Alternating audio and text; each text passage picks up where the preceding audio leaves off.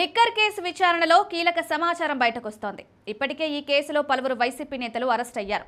SIT దాఖలు చేసిన charge షీట్లో పలువురి ప్రమేయం గురించి వివరించింది. జగన్ గురించి ప్రస్తావన చేసింది. ఛార్జ్ షీట్ దాఖలు చేసిన సిట్ మరొకరి దాఖలు చేసేందుకు సిద్ధమవుతోంది. ఇదే సమయంలో జగన్ సోదరుడు అనిల్ రెడ్డి పాత్రపైన సిట్ కీలక ఆధారాలు సేకరించినట్లు సమాచారం.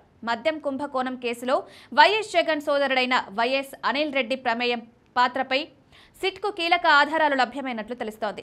మద్యం సరఫరా కంపెనీలు, డిస్టిలరీల నుంచి ప్రధాన నిందితుడు రాజ్ కేశిరెడ్డి ప్రతి నెల 50-60 కోట్ల మేర ముడుపుల వసూలు వ్యవహారంలో అనిల్ రెడ్డి పాత్రపైన సిట్ సమాచారం సేకరించింది.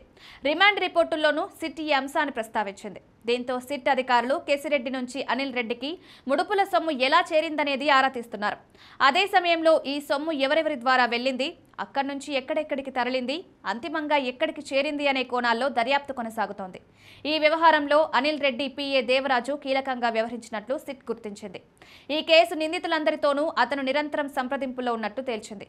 3 రోజులుగా సిట్ అధికారులు దేవరాజును విచారిస్తున్నారు. తనకేమీ తెలియదని, కేసుతో సంబంధం లేదని ఆయన సమాధానమిచ్చినట్లు సమాచారం. తాము సేకరించిన సాంకేతిక ఆధారాలు చూపించి సిట్ అధికారులు ప్రశ్నించడంతో అతను నీళ్లు నమ్మినట్లు సమాచారం.